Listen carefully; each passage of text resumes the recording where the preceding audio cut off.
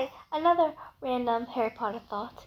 But I know there's these last several years has been discourse about Dumbledore and the fact that he's not the great guy everyone thought he was, which is true.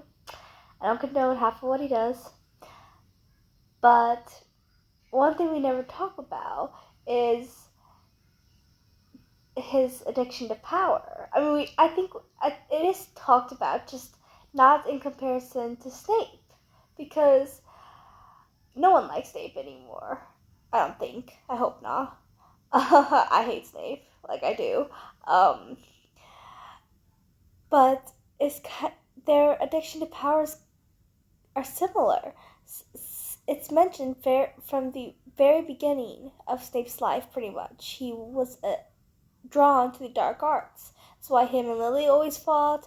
That's what led him to become a Death Eater in the first place. He was always attracted to the dark arts. Like, it was just always there. One reason why I don't understand how anyone could, think he's actually a good guy. But that's besides the point. Not today's point, at least. But it's mentioned in Deathly Hallows. You find out about his past with Grindelwald. And you find out the fact that he wanted to, take over the world or Wizarding World or whatever. And you also find out that that's why he never wanted to be in the ministry or anything. He never wanted to be in a position of power because he knew that he had addiction towards power. And he was terrified of what he would do if he was in a position of power, besides something as headmaster.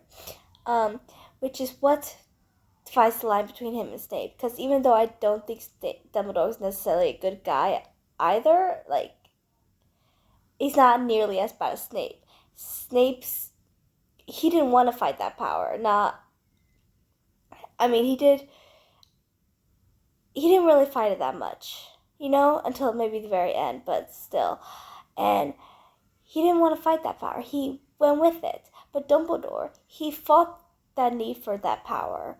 And I feel like that divides the line between Dumbledore and Snape and where they stand. Because I don't really consider Dumbledore a bad guy, but I don't consider him a good guy either. Honestly, he's pretty morally gray when you think about it, especially when you find out about his past. But I feel like but the fact that he has that addiction to power shows a lot about his character, but the fact that he tries to fight it also shows a lot of his power. That's why he is so impressed by Newt and Harry, because they don't want power. But yeah, just another random thought.